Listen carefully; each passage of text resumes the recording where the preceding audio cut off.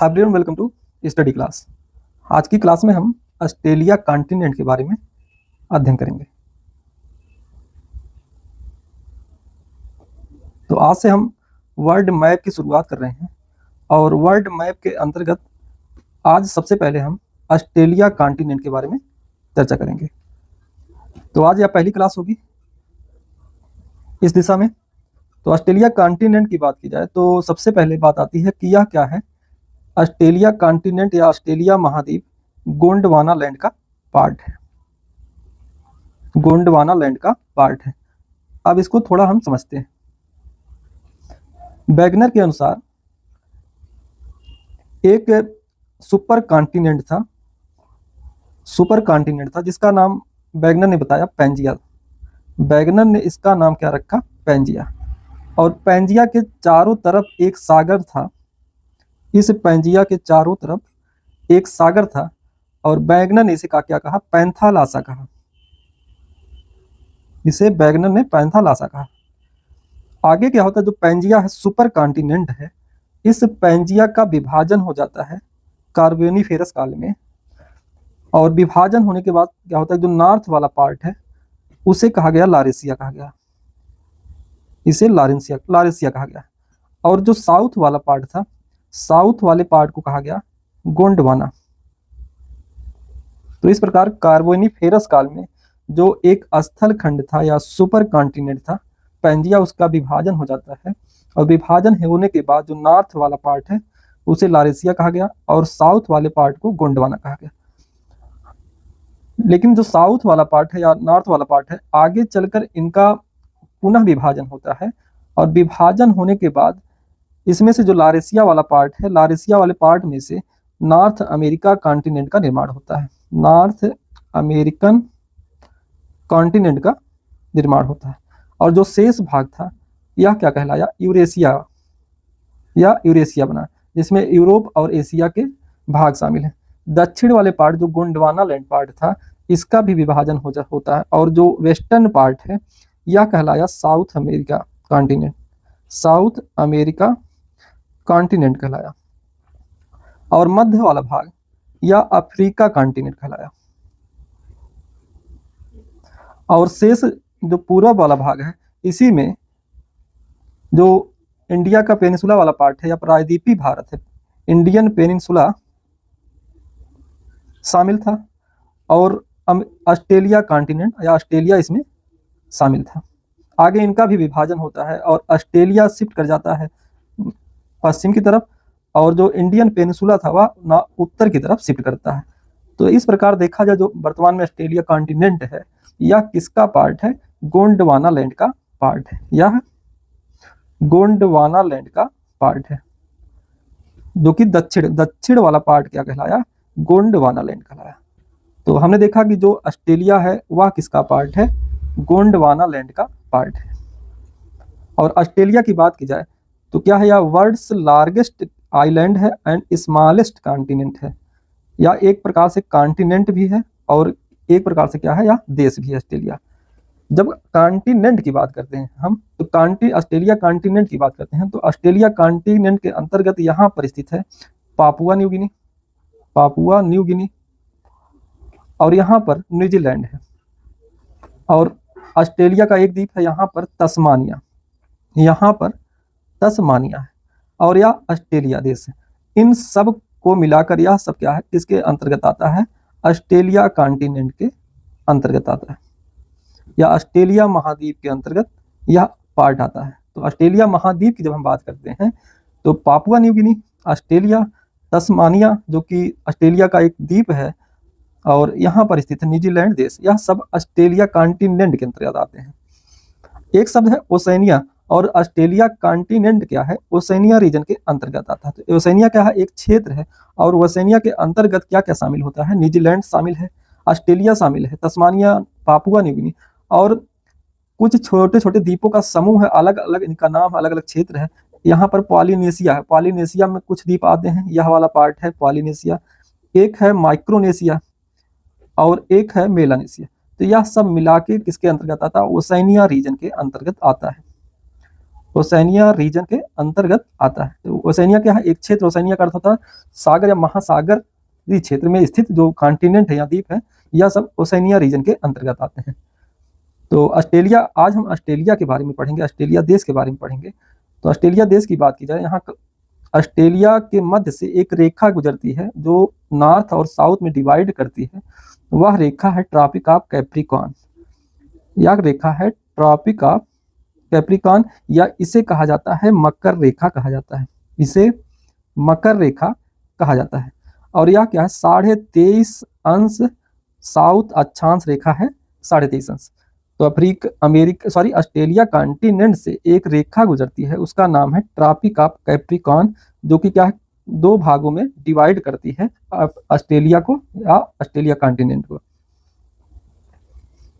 तो हमने ऑस्ट्रेलिया देखा, ऑस्ट्रेलिया के बारे में। ऑस्ट्रेलिया क्या है, गोंडवाना लैंड का पार्ट है और एक स्मॉलेस्ट कॉन्टिनेंट भी है और आइलैंड है या एक देश है। ऑस्ट्रेलिया देश है। ऑस्ट्रेलिया का अर्थ होता है, ऑस्ट्रिया का अर्थ होता है दक्षिण, क्योंकि ऑस्ट्रेलिया स्थित है दक्षिण में, इसी के नाम से पड़ा है ऑस्ट्रेलिया। और यह 6वां सबसे बड़ा देश है। अगर क्षेत्रफल के हिसाब से देखा जाए तो ऑस्ट्रेलिया 6वां सबसे बड़ा देश है। तो हमने कुछ जनरल बातें देखा ऑस्ट्रेलिया के बारे में। अब हम देखेंगे ऑस्ट्रेलिया का भौतिक विभाजन। ऑस्ट्रेलिया के भौतिक विभाजन की बात की जाए तो ऑस्ट्रेलिया को 3 पार्ट में डिवाइड किया गया है। फिजिकल डिवीजन इसका 3 पार्ट में किया गया है। ईस्टर्न हाईलैंड, वेस्टर्न प्लेटू और सेंट्रल लो लैंड, इसको 3 भाग में डिवाइड किया गया है। तो जो पूरब वाला भाग है इसे कहा जाता है ईस्टर्न हाईलैंड कहा जाता है। मध्य वाले भाग को यह है सेंट्रल लोलैंड या मध्य निम्न भूमि है। यह क्षेत्र क्या है, मध्य निम्न भूमि है। और यह क्या है, पूर्वी उच्च भूमि। और पश्चिम वाला एक पठारी क्षेत्र या मरुस्थलीय क्षेत्र है। और यह क्या है, वेस्टर्न प्लेटू, द वेस्टर्न प्लेटू है। और यहीं पर स्थित है तस्मानिया, यह पार्ट है तस्मानिया। तो 3 भाग में डिवाइड किया गया। भौतिक विभाजन की बात की जाए तो 3 भाग में डिवाइड किया गया।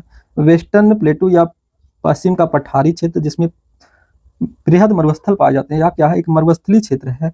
और सेंट्रल लोलैंड, और तीसरा है ईस्टर्न हाईलैंड। और इसी ईस्टर्न हाईलैंड में एक पर्वत श्रेणी, ऑस्ट्रेलिया की सबसे लंबी पर्वत श्रेणी है। उस पर्वत श्रेणी का नाम है ग्रेट डिवाइडिंग रेंज।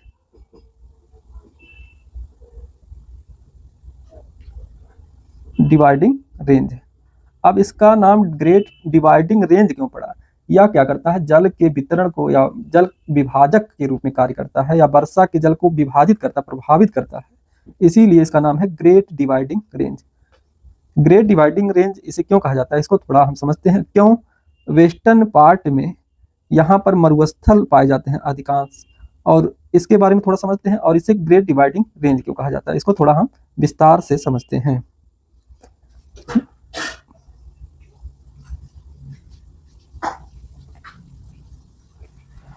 यह है ऑस्ट्रेलिया कॉन्टिनेंट, और ऑस्ट्रेलिया कॉन्टिनेंट से एक रेखा गुजरती है।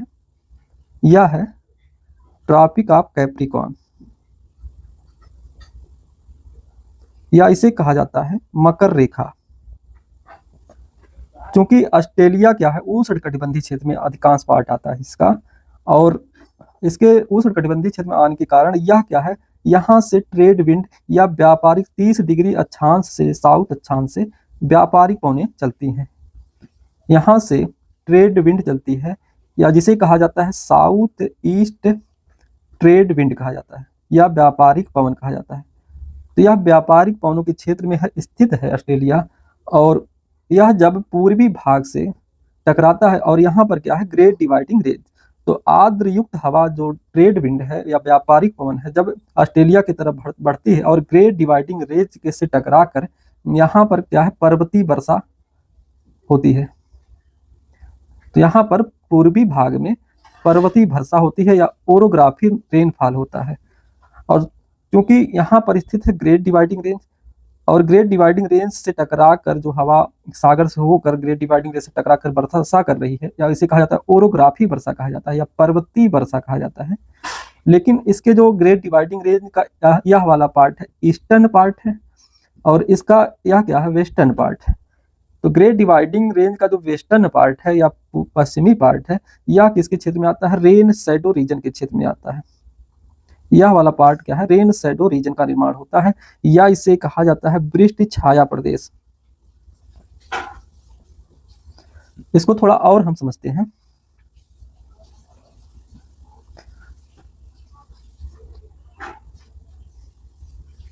यहां पर स्थित है ग्रेट डिवाइडिंग रेंज, और ग्रेट डिवाइडिंग रेंज का यह वाला पार्ट है ईस्टर्न पार्ट है, और यह पार्ट है वेस्टर्न पार्ट है।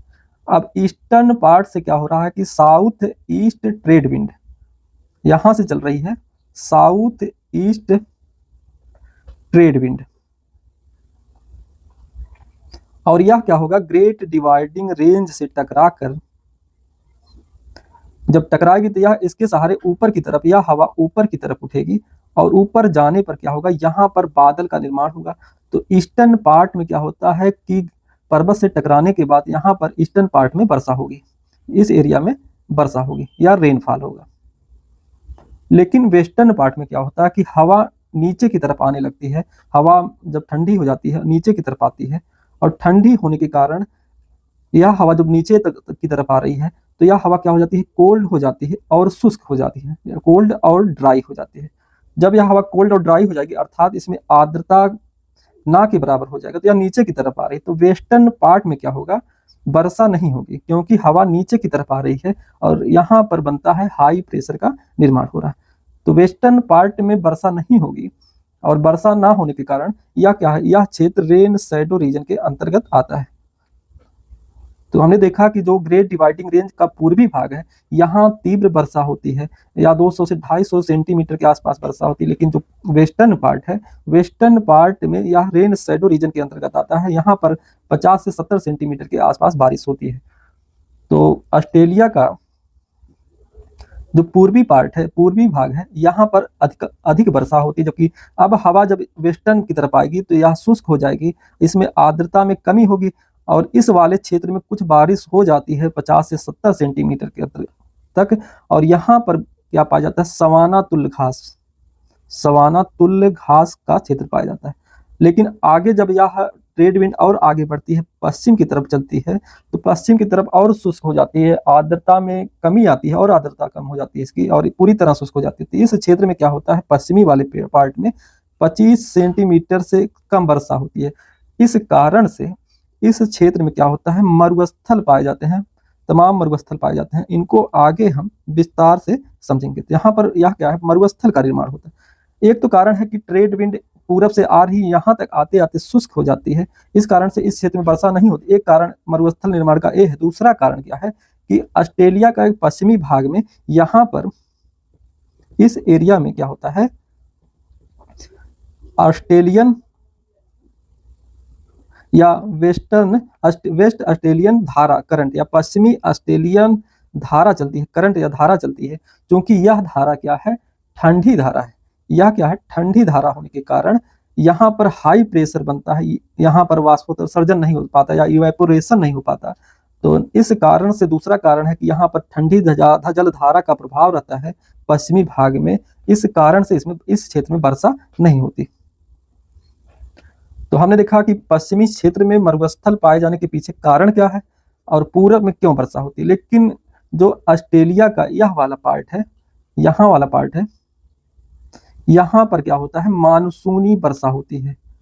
दिसंबर या उसके बाद क्या होता है, यहाँ पर मानसूनी वर्षा होती है। जब सूर्य क्या होता है कि यहाँ पर शिफ्ट हो जाता है, मकर रेखा होता है, तो यहाँ से जो हवा ट्रेड विंड आ रही है, इस क्षेत्र में क्या है, मानसूनी वर्षा करती है। इस क्षेत्र में क्या होता है, मानसूनी जलवायु पाई जाती है ऑस्ट्रेलिया के। और वहीं जो तस्मानिया वाला पार्ट है ऑस्ट्रेलिया का, यहाँ पर तस्मानिया है, यहाँ पर क्या होता है, भूमध्य सागरीय जलवायु पाई जाती है। भूमध्य सागरीय जलवायु में क्या होता है कि शीत ऋतु में वर्षा होती है और ग्रीष्म ऋतु क्या होता है, शुष्क होता है। तो हमने देखा कि ऑस्ट्रेलिया के पश्चिमी भाग में मरुस्थल क्यों पाए जाते हैं और पूरब में अधिक वर्षा क्यों होती है, और यहाँ पर क्या होता है कि सवाना तुल्य घास के मैदान पाए जाते हैं। वहीं स्टेपी तुल घास की मैदान की बात की जाए तो ऑस्ट्रेलिया के जो साउथ ईस्ट वाला पार्ट है यहाँ पर स्टेपी तुल जलवायु पाई जाती है, और यहाँ के घास के मैदान को क्या कहा जाता है, डाउन्स कहा जाता है। यहाँ के घास के मैदान को डाउन्स कहा जाता है। तो हमने फिजिकल डिवीजन के बारे में देखा, अब हम पॉलिटिकल डिवीजन के बारे में देखेंगे और पॉलिटिकल डिवीजन के अंतर्गत एक एक पार्ट का अध्ययन करेंगे और उस के अंतर्गत हम वहाँ के प्रमुख शहरों के बारे में देखेंगे, प्रमुख नदियों के बारे में देखेंगे, नदियों के बारे में देखेंगे, जो तमाम उच्चावच जैसे पठार पर्वतों के बारे में देखेंगे, मरुस्थल कौन से पाए जाते हैं इनके बारे में देखेंगे। तो एक एक क्षेत्र का विस्तार से अध्ययन करेंगे हम पॉलिटिकल मैप के अंतर्गत। और यहाँ क्या होगा, प्रमुख शहरों के बारे में, नदियों के बारे में, पठार या पर्वतों के बारे में, मरुस्थलों के बारे में हम अध्ययन करेंगे। उससे पहले हम पॉलिटिकल विभाजन के बारे में देखने से पहले क्या करें कि जो ऑस्ट्रेलिया के किनारे किनारे कौन कौन से सागर पाए जाते हैं उनके बारे में थोड़ा देख लें, फिर हम आगे पॉलिटिकल विभाजन के बारे में अध्ययन करेंगे। ऑस्ट्रेलिया की बात की जाए, ऑस्ट्रेलिया के जब हम पूरब की पश्चिम की तरफ आते हैं, पश्चिम में कौन सा महासागर स्थित है, तो यहाँ पर स्थित है हिंद ओशन या इंडियन ओशन स्थित है। यहाँ पर इंडियन ओशन स्थित। इंडियन ओशन से जब हम आगे की तरफ बढ़ते हैं, यहाँ पर एक सागर है तिमोर सी, क्योंकि यहाँ ऊपर तिमोर सी के ऊपर यहाँ पर एक द्वीप है, तिमोर लिस्ते नाम है, उसी के नाम से यहाँ पर क्या है, तिमोर सागर है। तो यह दूसरा क्या है, यह तिमोर सागर है। तिमोर सागर के बाद जब आगे चलते हैं, आगे यहाँ पर है अराफुरा सी, यहाँ पर अराफुरा सी है, यह क्या है, अराफुरा सी है। आगे जब बढ़ते हैं ऑस्ट्रेलिया में, तो यहाँ पर पाई जाती एक खाड़ी है, कारपेंट्रिया की खाड़ी। यहाँ पर क्या है, कारपेंटिया की खाड़ी है। तो गल्फ ऑफ कारपेंटिया यहाँ पर स्थित। गल्फ ऑफ कारपेंटिया के पूरब में देखते हैं एक पेनिसुला है, इसे कहा जाता है केप यार्क पेनिसुला। यह क्या है, केप यार्क पेनिसुला है। और गल्फ ऑफ कारपेंटिया के पूरब वाले पार्ट को एक प्रायद्वीप है, इसे कहा जाता है अर्नहिम लैंड कहा जाता है, अर्नहिम लैंड कहा जाता है। आगे चलते हैं तो यहाँ उत्तर में एक देश है पापुआ न्यू गिनी, और पापुआ न्यू गिनी और ऑस्ट्रेलिया के मध्य क्या है, एक जल संधि है, यहाँ पर स्थित है टोरेस जल संधि। यह क्या है, टोरेस जल संधि है। तो हमने देखा ग्रेट इंडियन ओशन के बाद आगे चलते हैं तो तिमोर सागर यहाँ पर है, आगे अराफुरा सागर है, फिर गल्फ ऑफ कारपेंटिया। गल्फ ऑफ कारपेंटिया के पश्चिम वाला पार्ट एक प्रायद्वीप है, इसे कहा जाता है अर्नहिम लैंड कहा जाता है। और पूर्वी वाला पार्ट क्या है, यह क्या है, केप यार्क पेनिसुला है। आगे जाते हैं तो यहाँ पर टोरेस जल संधि है, पापुआ न्यू गिनी। और इसको थोड़ा और हम दूसरे मैप में देखते हैं तो यहाँ पर यह ऑस्ट्रेलिया का केप यार्क पेनिसुला है, और यहीं पे क्या है, टोरेस जल संधि स्थित है, यहीं पर टोरेस जल संधि है। और आगे जाते हैं तो यहाँ पर स्थित है कोरल सी या कोरल सागर स्थित है। और यहीं पर ऑस्ट्रेलिया के पूरब में एक बेहद लंबा प्रवाल भित्ति का निर्माण हुआ है, इसे कहा जाता है great barrier reef, great barrier reef कहा जाता है। तो हमने वो इंडियन ओशन के बारे में देखा, तिमोर सागर, Arafura Sea, Gulf of Carpentaria, इसके बाद कोरल सी, और यहाँ पर है टोरेस जल संधि। टोरेस जल संधि अराफुरा सागर और कोरल सी को जोड़ता है, और यह ऑस्ट्रेलिया और पापुआ न्यू गिनी को अलग करता है। आगे आते हैं तो यहाँ पर स्थित है तस्मानिया सागर, यहाँ पर तस्मानिया सागर है, तस्मान सी है, यहाँ पर तस्मान सी है। तस्मान सी से आगे जब बढ़ते हैं, इस एरिया में आते हैं तो यहाँ पर क्या है, एक जल संधि है या स्ट्रेट है, इसे कहा जाता है बास जल संधि, इसे बास जल संधि। तो बास जल संधि दो स्थल, कौन से दो स्थल को अलग करता है, जिसमें एक है यह द्वीप है तस्मानिया, और ऑस्ट्रेलिया के मुख्य लैंड को अलग करता है बास जल संधि। आगे हम जब बढ़ते हैं तो यहीं पर स्थित है स्पेंसर की खाड़ी, यहाँ पर स्पेंसर की खाड़ी है। और आगे आते हैं तो ऑस्ट्रेलिया के दक्षिण में ग्रेट ऑस्ट्रेलियन बाइट है। यह क्या है, ग्रेट ऑस्ट्रेलियन की खाड़ी है। एक शब्द इंग्लिश में हम जब देखते हैं तो एक शब्द होता है बाइट, एक शब्द होता है बाइट,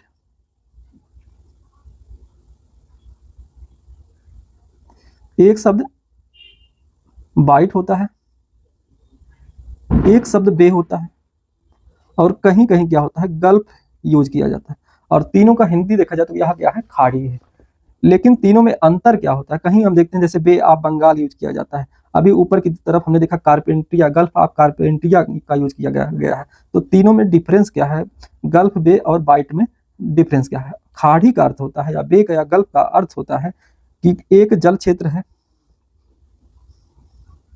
और जल क्षेत्र का एक पार्ट क्या होता है, एक जो मान लिया जाए या ए पार्ट है, या क्या होता है, ओपन होता है, यह पार्ट ओपन होता है, और इसके चारों तरफ क्या होता है, स्थलखंड होते हैं। इसके चारों तरफ क्या है, स्थलखंड है।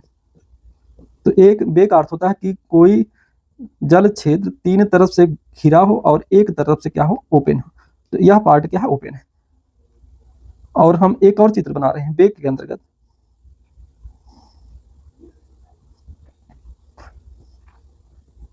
यह क्या है, स्थल से घिरा हुआ, और यह भी क्या है, स्थल से तीन तरफ से, स्थल से खुला हुआ घिरा हुआ है, बंद है, और एक तरफ से क्या है, ओपन पार्ट, ओपन है। तीनों में अंतर क्या होता है कि जो ओपन पार्ट होता है, जैसे यहाँ पर क्या है, गल्फ ना, तो गल्फ का जो ओपन पार्ट होता है यदि कम खुला है, ओपन पार्ट क्या है, इसकी चौड़ाई कम है, तो इसे कहा जाता है गल्फ कहा जाता है। लेकिन कुछ अधिक जब यह ओपन पार्ट खुला रहता है, इसकी चौड़ाई अधिक रहती है, तो इसे कहा जाता है बे। और बाइट में क्या होता है कि जो ओपन पार्ट है अधिक खुला होता है, अधिक ओपन होता है, इसकी चौड़ाई अधिक होती है। तो बाइट में ओपन पार्ट की चौड़ाई क्या होता है, सबसे अधिक होती है, उससे कम मध्यम चौड़ाई का जो होता है उसे कहा जाता है बे कहा जाता है। और जब कम खुला रहता है ओपन पार्ट, उसे गल्फ कहा जाता है। तो नीचे वाले जब पार्ट को हम देखते हैं तो यहाँ पर देखिए क्या है कि बहुत ज्यादा खुला हुआ है, ओपन है, ओपन पार्ट की चौड़ाई अधिक है, तो यहाँ पर क्या किया जाता है, ग्रेट, यहाँ पर बाइट यूज किया जाएगा। लेकिन हम जब कारपेंटिया की खाड़ी में देख रहे थे तो यहाँ लिखा था गल्फ, इसका क्योंकि ओपन पार्ट क्या है, इसकी चौड़ाई कम है, तो चौड़ा ओपन पार्ट की चौड़ाई के हिसाब से इनका विभाजन किया जाता है बे, गल्फ और बाइट में। तो यह क्या है, ग्रेट ऑस्ट्रेलियन बाइट स्थित है। तो अब तक हमने ऑस्ट्रेलिया के किनारे कौन कौन से सागर पाए जाते हैं और कौन कौन सी जल संधि पाई जाती है, इसके बारे में देखा। अब हम ऑस्ट्रेलिया के पॉलिटिकल विभाजन के बारे में या राजनीतिक विभाजन के बारे में चर्चा करेंगे।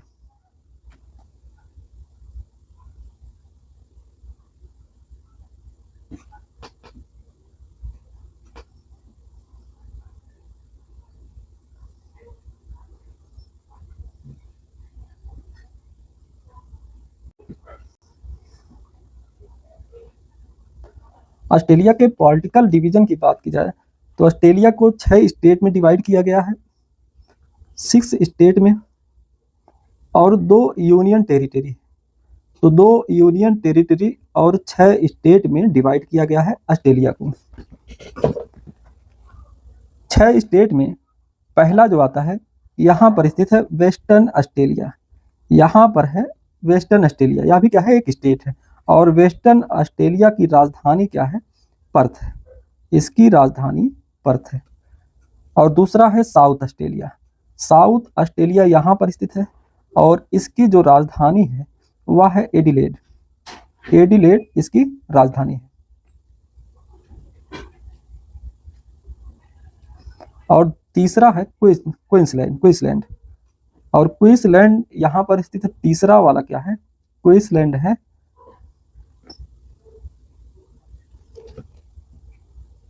तो तीसरा क्या है, क्वींसलैंड है, और इसकी राजधानी क्या है, ब्रिस्बेन, इसकी राजधानी ब्रिस्बेन है। और चौथा है New South Wales, New South Wales यहाँ पर है चौथा, और इसकी राजधानी, न्यू साउथ वेल्स की राजधानी कहाँ पर है, सिडनी है। और पांचवा है विक्टोरिया क्षेत्र, और विक्टोरिया क्षेत्र यहाँ पर स्थित है, पांचवा राज्य विक्टोरिया, और इसकी राजधानी है मेलबर्न, इसकी राजधानी मेलबर्न है। और छठा है राज्य है तस्मानिया, और तस्मानिया की राजधानी यहाँ पर क्या है, होबर्ट, यानी इसकी राजधानी यच है, सॉरी होबर्ट है। और 2 यूनियन टेरिटरी कौन से हैं, एक है नॉर्दर्न टेरिटरी, यहाँ पर एक यूटी है या यूनियन टेरिटरी है, और इसकी राजधानी क्या है, डार्विन। और एक यूनियन टेरिटरी है जो कि ऑस्ट्रेलिया की राजधानी भी है, कैनबरा, और यह क्या है, न्यू साउथ वेल्स में स्थित है कैनबरा, तो यहाँ पर स्थित है एक यूनियन टेरिटरी। तो 2 यूनियन टेरिटरी है और 6 स्टेट में डिवाइड किया गया है ऑस्ट्रेलिया को, 6 स्टेट में विभाजित किया गया। अब इनकी राजधानियों को याद करने के लिए क्या करना पड़ेगा, एक ट्रिक है, उस ट्रिक का यूज करते हैं हम। जैसे यहाँ पर क्वींसलैंड है, क्वींसलैंड की राजधानी ब्रिस्बेन है, तो क्वींसलैंड की राजधानी ब्रिस्बेन है, तो यहाँ पर हुआ बी से है। दूसरा न्यू साउथ वेल्स है, इसकी राजधानी सिडनी है, यह क्या हुआ यस। और एक शहर है कैनबरा, या सी से हुआ। तो पश्चिम में जो क्षेत्र है वह क्या हो गया BSC, यहाँ पर क्या हो गया BSC। अब आते हैं विक्टोरिया प्रांत। विक्टोरिया प्रांत की राजधानी है मेलबर्न, यानी यम हुआ। और साउथ ऑस्ट्रेलिया की राजधानी क्या है एडिलेड, इसको क्या है ए, जो पहला वर्ड है ए, तो यहाँ पर दोनों को मिलाकर क्या हुआ YMA। तो यहाँ पर BSC हुआ और यहाँ पर YMA हुआ। तीसरा शब्द हम यूज करेंगे PHD। पी का अर्थ हुआ वेस्टर्न ऑस्ट्रेलिया की राजधानी पर्थ, एच का यूज करेंगे तस्मानिया की राजधानी होबार्ट, और डी का यूज करेंगे हम डार्विन। तो PHD क्या हुआ पर्थ, होबार्ट और डार्विन। तो कुल मिला के BSC के बाद YMA करेंगे, YMA के बाद हम PHD करेंगे। तो बी का अर्थ हुआ ब्रिस्बेन, यस का अर्थ हुआ सिडनी और सी का अर्थ हुआ कैनबरा। वहीं एम का अर्थ हुआ मेलबर्न और ए का अर्थ हुआ एडिलेड। और PHD को हमने देखा पर्थ, होबर्ट और डार्विन। इस प्रकार से ऑस्ट्रेलिया के जो प्रांत हैं 6 स्टेट हैं उसके प्रमुख शहरों के बारे में हम जान सकते हैं। यदि क्वेश्चन पूछा जाता है कि ब्रिस्बेन ऑस्ट्रेलिया के पूर्वी भाग में है या पश्चिमी भाग में है, या ब्रिस्बेन किसकी राजधानी है, तो इस प्रकार हम कोड का यूज करके याद रख सकते हैं।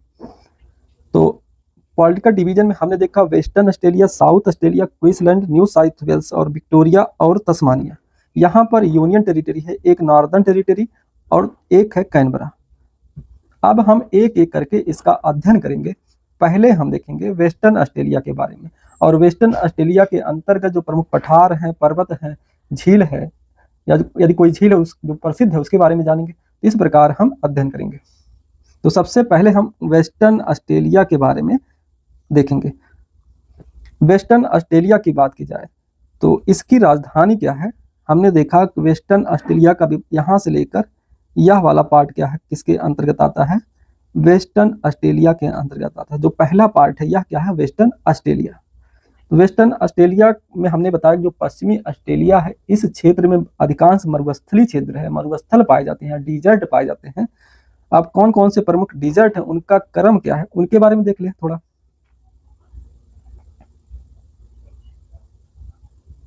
तो हमने देखा कि जो वेस्टर्न ऑस्ट्रेलिया है उसकी राजधानी है पर्थ। पर्थ क्या है, इसकी कैपिटल है या राजधानी है।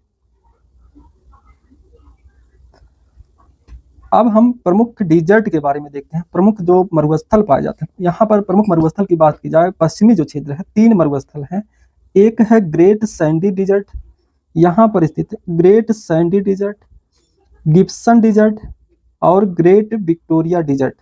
तो सैंडी डिजर्ट पाया जाता है या सैंडी मरुस्थल, एक है गिब्सन मरुस्थल और एक है ग्रेट विक्टोरिया डिजर्ट। तो 3 मुख्यतः डिजर्ट पाए जाते हैं। इनका हम मैप में क्रम देखते हैं। तो क्रम से देखा जाए तो यहाँ पर ऊपर सबसे देखा जाए तो एक पठार है, यहाँ पर एक पठार है जिसे कहा जाता है किम्बरले का पठार। किम्बरले का पठार कहा जाता है। किम्बरले के पठार के दक्षिण में जब हम आते हैं तो यहाँ पर स्थित है ग्रेट सैंडी डिजर्ट, और ग्रेट सैंडी डिजर्ट के बाद जब उसके दक्षिण में आते हैं तो यहाँ पर जो पहला है ग्रेट सैंडी डिजर्ट, दूसरा है गिब्सन डिजर्ट, और गिब्सन डिजर्ट के दक्षिण में आते हैं तो यहाँ पर स्थित है ग्रेट विक्टोरिया डिजर्ट या तीसरा डिजर्ट है। तो यदि हम क्रम से देखें, उत्तर से दक्षिण की तरफ देखें, तो सबसे उत्तर में आता है सैंडी डिजर्ट, उसके दक्षिण में दूसरा वाला क्या है गिब्सन डिजर्ट, और तीसरा है विक्टोरिया डिजर्ट। तो इनका क्या है एक क्रम है उत्तर से दक्षिण। और ग्रेट विक्टोरिया डिजर्ट के दक्षिण की तरफ आते हैं तो एक है नुल्लाबार प्लेन या नुल्लाबार मैदान है। तो यह भी पूछा जा सकता है नुल्लाबार मैदान प्लेन कहाँ स्थित है, तो यह क्या है ऑस्ट्रेलिया के पश्चिमी क्षेत्र में आता है। और हाईलैंड या माउंटेन की बात की जाए तो यहाँ पर डार्लिंग रेंज एक है, डार्लिंग पर्वत श्रृंखला है। तो डार्लिंग पर्वत श्रृंखला की बात की जाए तो यह ऑस्ट्रेलिया के पश्चिम दक्षिण पश्चिम में स्थित है, यहाँ पर स्थित है डार्लिंग रेंज। तो एक डार्लिंग पर्वत है, डार्लिंग रेंज। और यहाँ पर जब आगे पढ़ेंगे पूरब में तो एक मर्रे डार्लिंग क्या है, रिवर्स भी है। तो यदि आपसे पूछा जाए क्वेश्चन में कि डार्लिंग रेंज ऑस्ट्रेलिया के पूरब में है या पश्चिम में, तो कंफ्यूज नहीं होना है। और क्या है, डार्लिंग रेंज जो पर्वत है वह पश्चिम में स्थित है या वेस्टर्न में है, जबकि पूरब में अगर पूछा जाए डार्लिंग मर्रे डार्लिंग रिवर्स कहाँ है, तो यह कहाँ स्थित है, ऑस्ट्रेलिया के पूरब में। और यह क्या है, रेंज कहाँ स्थित है, पश्चिम में है। और किम्बरले प्लेटू के बारे में हमने देखा, किम्बरले का प्लेटू पठार कहाँ स्थित है, उत्तर में, ग्रेट सैंडी डिजर्ट के उत्तर में आता है। इसके अलावा कुछ प्रमुख माउंटेन और पाए जाते हैं पश्चिम ऑस्ट्रेलिया में, इस मैप में नहीं है, याद रख सकते हैं हम। यहाँ पर है Mount Goldsworthy, Mount Whaleback and Mount Tom Price. यह सब क्या है, ऑस्ट्रेलिया के प्रमुख पर्वत हैं। और यह पर्वत क्या है, आयरन ओर के लिए प्रसिद्ध है। तो यहाँ पर लौह अयस्क का डिपॉजिट पाया जाता है या भंडार पाया जाता है। और अब हम प्रमुख शहरों के बारे में देख लें। प्रमुख शहरों की बात की जाए तो वेस्टर्न ऑस्ट्रेलिया की जो राजधानी है, इसको थोड़ा हम तो प्रमुख शहरों के बारे में देखें। प्रमुख शहरों में जो वेस्टर्न ऑस्ट्रेलिया की राजधानी है पर्थ, यहाँ पर स्थित है पर्थ। और पर्थ की बात की जाए, यह क्या है, स्वान रिवर के किनारे है, स्वान रिवर या स्वान नदी के किनारे है। और पर्थ किस लिए प्रसिद्ध है, यहाँ पर मैन्युफैक्चरिंग होता है, iron, steel, vehicles, machinery and textile industry पाए जाते हैं। तो पर्थ में इस प्रकार के manufacturing, iron and steel, vehicles, machinery या क्या टेक्सटाइल इंडस्ट्री इस क्षेत्र में पाया जाता है। पर्थ के बाद एक शहर है, इसमें नहीं दिया गया है, वह शहर है भैया फ्रीमेंटल। फ्रीमेंटल, तो फ्रीमेंटल क्या है, वेस्टर्न ऑस्ट्रेलिया का बड़ा पोर्ट है या बिग पोर्ट है विन वेस्टर्न ऑस्ट्रेलिया। यह भी फ्रीमेंटल क्या है, पर्थ के दक्षिण में है। और यह क्या है, स्वान रिवर के किनारे है। और ऑस्ट्रेलिया में एक स्थान है कालगुर्दी एंड कुलगार्डी, कालगुर्दी एंड कुलगार्डी, जो कि यहाँ पर स्थित है। कालगुर्दी और कुलगार्डी यहाँ पर जो मार्क हम कर रहे हैं यहाँ पर स्थित है। और यह क्या है, गोल्ड माइनिंग के लिए, गोल्ड या सोने की खदान के लिए यह क्षेत्र जो कालगुर्दी और कुलगार्डी है, यह सोने के खदान के लिए प्रसिद्ध है। यदि प्रश्न पूछा जाए कालगुर्डी एंड कुलगार्डी किस लिए प्रसिद्ध है, तो यह क्या है, गोल्ड माइनिंग के लिए प्रसिद्ध है। एक है पिलबरा, यहाँ पर वेस्टर्न ऑस्ट्रेलिया में स्थित है पिलबरा, पिलबरा क्षेत्र। और पिलबरा क्षेत्र क्या है, यह भी लौह अयस्क के लिए प्रसिद्ध है। पिलबरा के थोड़ा दूर पर जाते हैं, कुछ किलोमीटर पर एक स्थित है न्यू मैन पर्वत, यहीं पर स्थित है न्यू मैन पर्वत। और एक बार क्वेश्चन पूछा गया था न्यू मैन पर्वत के बारे में, PCS 2023 में शायद। और न्यू मैन पर्वत किसके लिए प्रसिद्ध है, लौह अयस्क भंडार के लिए जाना जाता है। तो पिलबरा, न्यू मैन पर्वत, यह सब क्या है, आयरन और या लौह अयस्क की माइनिंग या भंडार पाए जाते हैं इस क्षेत्र में। आगे हमने वेस्टर्न ऑस्ट्रेलिया के प्रमुख मरुस्थल के बारे में देखा, उनका क्रम उत्तर से दक्षिण क्रम क्या है। इसके बाद ऑस्ट्रेलिया के प्रमुख क्षेत्रों के बारे में, जैसे कालगुर्डी, कुलगार्डी किस लिए प्रसिद्ध है, या सोने के खदान के लिए प्रसिद्ध है।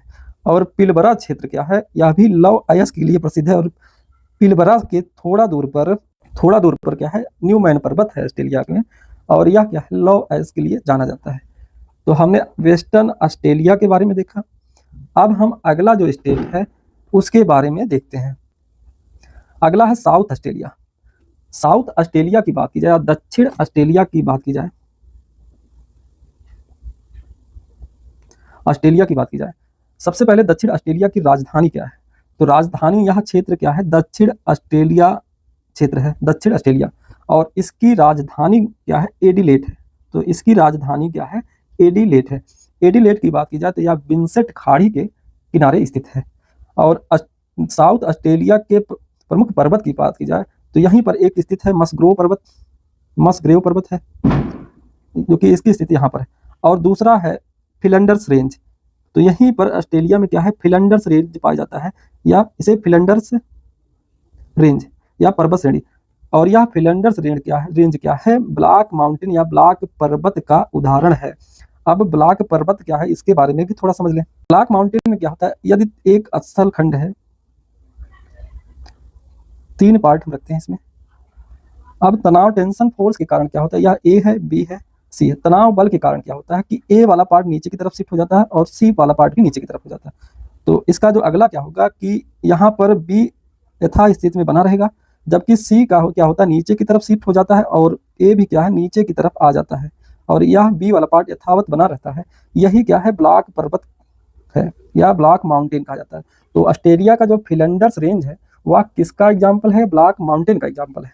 और ऑस्ट्रेलिया की दक्षिण ऑस्ट्रेलिया में एक प्रमुख झील है, वह क्या है, लेक आयर्स है, और क्या है, एक लोवेस्ट पॉइंट इन ऑस्ट्रेलिया। तो ऑस्ट्रेलिया की जो सबसे प्रमुख झील है लेक आयर, यह कहाँ स्थित है, साउथ ऑस्ट्रेलिया में स्थित है। यहाँ पर लेक आयर स्थित है। तो लेक आयर के बारे में देखा। अब हम मेजर सिटी, प्रमुख शहरों के बारे में देखते हैं। तो मेजर सिटी की बात की जाए तो जो कि साउथ ऑस्ट्रेलिया की एक राजधानी है, एडिलेड है। साउथ ऑस्ट्रेलिया की राजधानी यहाँ पर है, और यह स्थित है विंसेंट की खाड़ी में। तो यह विंसेंट की खाड़ी में स्थित है, और यह क्या है, साउथ ऑस्ट्रेलिया की कैपिटल है या राजधानी है, और यह मेजर पोर्ट भी है, प्रमुख बंदरगाह भी है। और यहाँ पर इंडस्ट्री है, कौन सी, वूलन एंड टेक्सटाइल इंडस्ट्री पाई जाती है इस क्षेत्र में। और एक शहर है यहीं पर स्थित है, वाइला। एक साउथ ऑस्ट्रेलिया में एक शहर है वाइला। वाइला किस लिए प्रसिद्ध है, यह मेजर सेंटर है, आयरन और स्टील इंडस्ट्री का मेजर सेंटर है वाइला। तो हमने साउथ ऑस्ट्रेलिया के प्रमुख पर्वतों के बारे में देखा, और प्रमुख पर्वतों के बाद जो प्रमुख रेंज है उनके बारे में देखा, और एक ऑस्ट्रेलिया की प्रमुख झील है लेक आयर्स, उसके बारे में हमने देखा। और यहीं पर दक्षिण ऑस्ट्रेलिया में है स्पेंसर की खाड़ी, यहीं पर क्या है, स्पेंसर की खाड़ी। तो ऑस्ट्रेलिया के प्रमुख जो दक्षिण साउथ ऑस्ट्रेलिया के प्रमुख क्षेत्रों के बारे में हमने, प्रमुख शहरों के बारे में देखा, उन किस लिए प्रसिद्ध है उनके बारे में देखा। साउथ ऑस्ट्रेलिया के बाद आते हैं जो यूनियन टेरिटरी वाला भाग है या नॉर्दर्न टेरिटरी वाला पार्ट है, जो कि इसका विस्तार यहाँ से लेकर यहाँ तक है, इसका विस्तार, इसके बारे में थोड़ा देख लेते हैं। नॉर्दर्न टेरिटरी वाला पार्ट।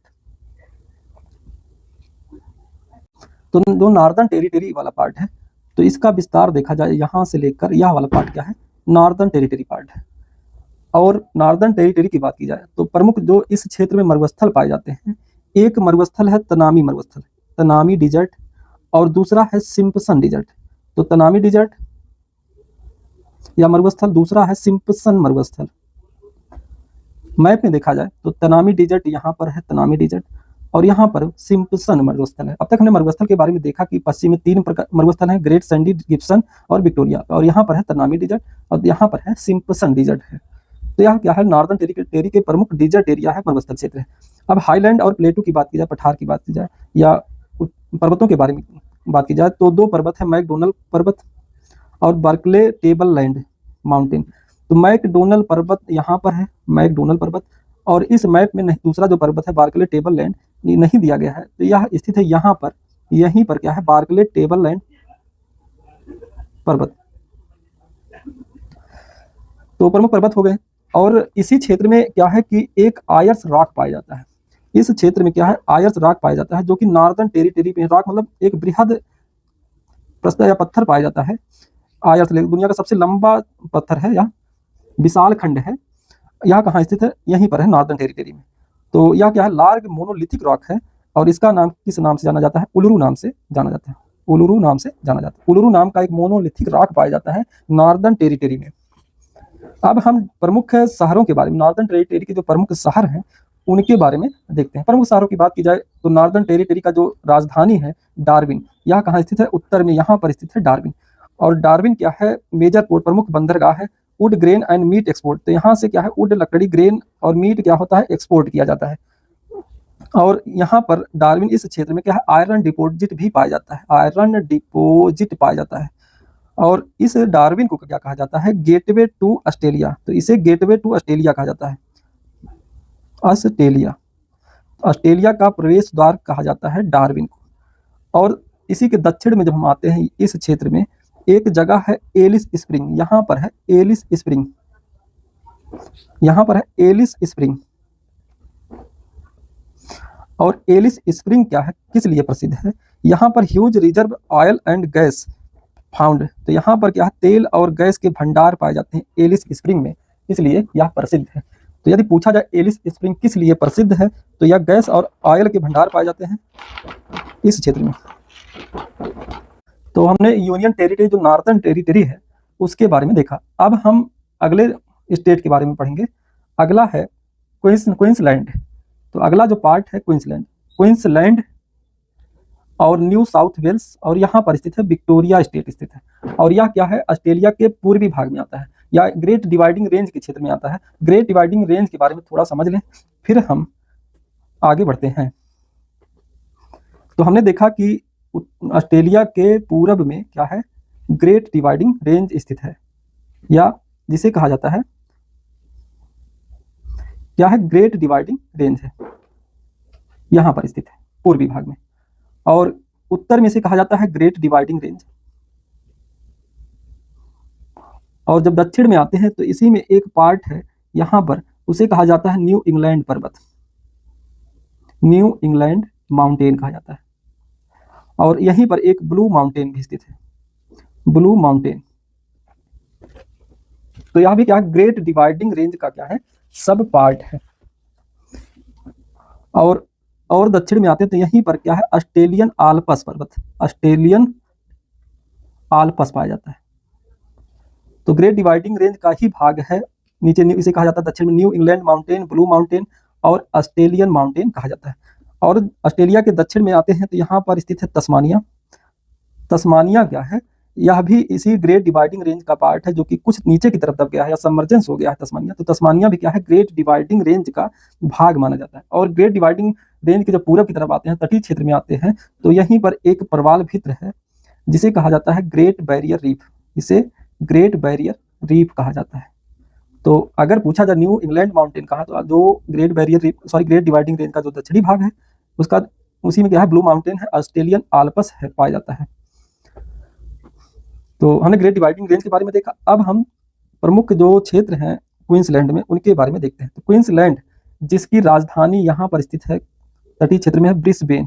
तो क्वींसलैंड की राजधानी कहाँ स्थित है, ब्रिस्बेन, राजधानी ब्रिस्बेन है। और यह क्या है, इसी क्षेत्र में क्या है, कोल्ड फील्ड पाया जाता है, या कोयला क्षेत्र क्या है, कोयला पाया जाता है। इस क्षेत्र में क्या है, कोयला माइन, कोयला के खदान पाए जाते हैं इस क्षेत्र में।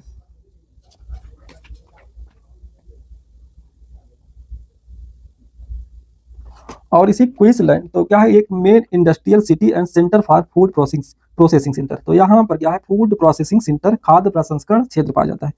और इसी क्वींसलैंड में यहीं पर स्थित है माउंट ईसा, यहाँ जहाँ मार्क कर रहे हैं तो यहीं पर स्थित है माउंट ईसा, माउंट ईसा। और माउंट ईसा किसके लिए प्रसिद्ध है, major area mining of lead या सीसा और जिंक के लिए प्रसिद्ध है। तो यह सीसा और जिंक के लिए प्रसिद्ध है। वहीं माउंट वीपा यहीं पर पाया जाता है, माउंट वीपा भी है। और माउंट वीपा किसके लिए प्रसिद्ध है, बॉक्साइट डिपॉजिट के लिए जाना जाता है। तो यह माउंट वीपा बॉक्साइट डिपॉजिट के लिए जाना जाता है। तो इस क्षेत्र में देखा जाए तो ऑस्ट्रेलिया के बॉक्साइट डिपॉजिट पाया जाता है, बॉक्साइट के भंडार पाए जाते हैं। तो हमने क्वींसलैंड के बारे में देखा, क्वींसलैंड की प्रमुख राजधानी कौन है, और यहीं पर ग्रेट डिवाइडिंग रेंज स्थित है पूर्वी भाग में, इसके बारे में देखा। अब हम क्वींसलैंड के बाद जो अगला स्टेट है न्यू साउथ वेल्स, और न्यू साउथ वेल्स के बारे में देखेंगे। न्यू साउथ वेल्स की बात की जाए तो इसकी राजधानी क्या है, सिडनी है। और यह क्या है, largest and most populous city, तो अधिक जनसंख्या वाला या सबसे बड़ा क्षेत्र है या बड़ा शहर है सिडनी। और यह क्या है, न्यू साउथ वेल्स की राजधानी है। तो न्यू साउथ वेल्स की राजधानी क्या है, सिडनी है। एक बहुत बड़ा शहर, सबसे बड़ा शहर है और मोस्ट पॉपुलस या अधिक जनसंख्या केंद्रित है इस क्षेत्र में। और यह क्या है, मेजर पोर्ट है, यह मेजर बंदरगाह भी है। और यह क्या है, जिंक, ग्लास और सिल्वर माइंस के लिए प्रसिद्ध है। तो सिडनी क्या है, जिंक, ग्लास और सिल्वर माइन के लिए प्रसिद्ध है। एक शहर है न्यू कैसल, यह भी कहाँ स्थित है, न्यू साउथ वेल्स में स्थित है। और ये क्या है, major port and industrial city है। इसके अलावा यहाँ पर आयरन स्टील, शिप बिल्डिंग किया जाता है और टेक्सटाइल इंडस्ट्री इस क्षेत्र में पाई जाती है। और इसी में न्यू साउथ वेल्स में एक क्षेत्र है ब्रोकन हिल्स, और यह कहाँ स्थित है, लोकेटेड इन वेस्ट। तो ब्रोकन हिल्स यहाँ पर स्थित है। और क्या है, ग्लास, जिंक और सिल्वर के लिए प्रसिद्ध है।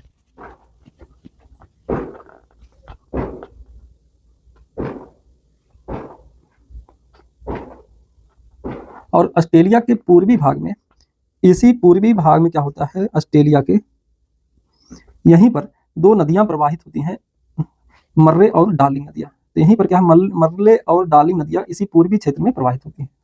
तो इस क्षेत्र में क्या होगा, कृषि का कृषि केंद्रित क्षेत्र होगा या कृषि आधारित व्यवसाय इस क्षेत्र में होगा। तो इसी क्षेत्र में क्या है, मर्रे और यहाँ पर है मर्रे रिवर्स और यहीं से प्रवाहित होती है डार्लिंग। तो इसका मुहाना क्या है, दक्षिण ऑस्ट्रेलिया की तरफ इसका मुहाना है। तो मर्रे और डार्लिंग नदियां इसी क्षेत्र में प्रवाहित होती हैं।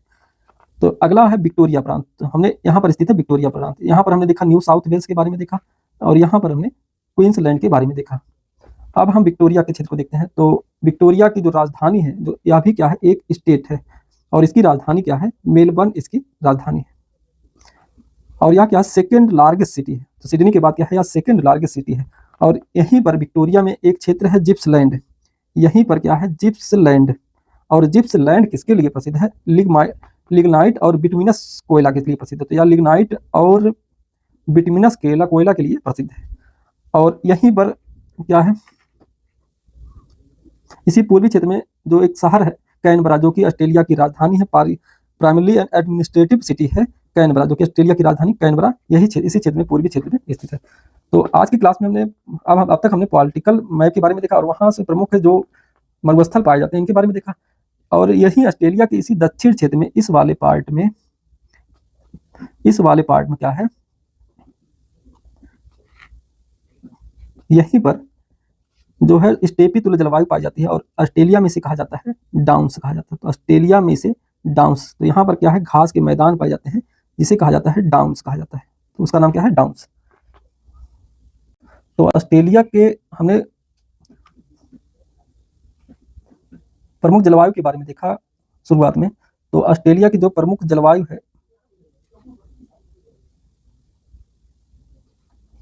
हमने देखा कि इस क्षेत्र में क्या है, ग्रेट डिवाइडिंग रेंज है और इस क्षेत्र में अधिक वर्षा होती है, साउथ ईस्ट ट्रेड विंड के द्वारा अधिक रेनफॉल होता है।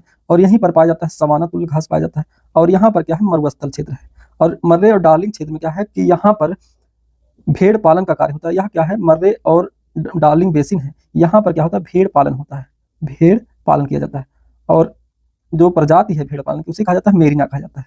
और यहाँ पर जो लोग भेड़ पालन करते हैं इस क्षेत्र में उसे कहा जाता है जेकारू कहा जाता है। तो यहाँ पर इसे जेकारू कहा जाता है। तो यहीं पर क्या है, तो कुल मिला के देखा जाए तो ऑस्ट्रेलिया के वर्षाहीन के कारण अधिकांश जो जनसंख्या केंद्रित है इस क्षेत्र में, पूर्वी क्षेत्र में है। और यहाँ क्या मर्रे डार्लिंग क्षेत्र में क्या गेहूं का उत्पादन किया जाता है। इस क्षेत्र में क्या है, गन्ना का उत्पादन, यह प्रमुख कृषि क्षेत्र है, गन्ना और गेहूं के लिए प्रमुख क्षेत्र है। ऑस्ट्रेलिया के कुछ वन्य जीव के बारे में बात की जाए तो ऑस्ट्रेलिया में क्या है, कंगारू पाए जाते हैं। कंगारू के अलावा एक कूकाबुर्रा नामक पक्षी पाया जाता है जो विचित्र हंसी के लिए क्या है, प्रसिद्ध है, विचित्र हंसी के लिए प्रसिद्ध है, जिसे लाफिंग जैकास भी कहा जाता है, लाफिंग जैकास भी कहा जाता है। और वहीं पर ऑस्ट्रेलिया में एमू एक पक्षी पाया जाता है जो कि उड़ता नहीं, केवल दौड़ता है। ठीक, इसके अलावा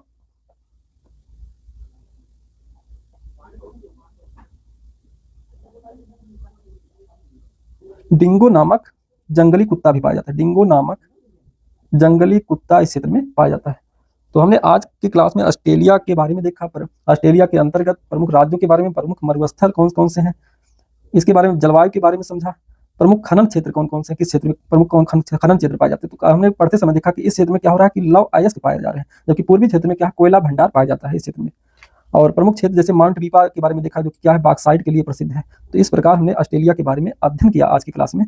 तो बस आज की क्लास यहीं समाप्त करते हैं। ऑस्ट्रेलिया कॉन्टिनेंट समाप्त, ऑस्ट्रेलिया देश के बारे में हम चर्चा कर रहे थे, ऑस्ट्रेलिया के बारे में, उसके बारे में। तो आज की क्लास समाप्त होती है, उससे पहले हमने तस्मानिया के बारे में थोड़ा देख लें। तो तस्मानिया के बारे में देखा जाए, यहां पर स्थित है तस्मानिया। तो यहां पर है तस्मानिया और तस्मानिया की राजधानी क्या है, होबर्ट है। और इस क्षेत्र में क्या है, कौन सी जलवायु पाई जाती है, भूमध्य सागरीय जलवायु पाई जाती है। और भूमध्य सागरीय जलवायु जहां पाई जाती है वहां पर क्या होता है, रसदार फल पाए जाते हैं। इस क्षेत्र में रसदार फल पाए जाते हैं, जैसे अंगूर, संतरा, ये सब पाया जाता है।